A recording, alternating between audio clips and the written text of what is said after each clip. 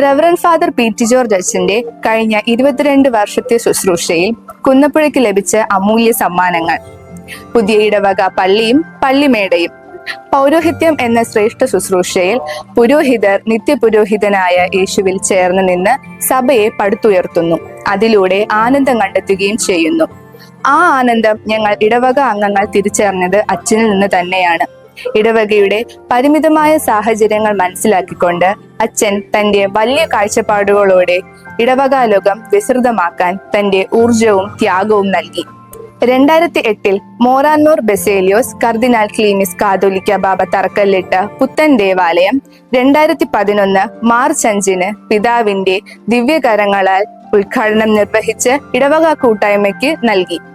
2016 അജപാലന ശുശ്രൂഷയ്ക്കായി വൈദികർക്ക് താമസിക്കുന്നതിനായി പുത്തൻ പള്ളിമേട പണിഞ്ഞതും P T George അച്ഛന്റെ സമയത്താണ്.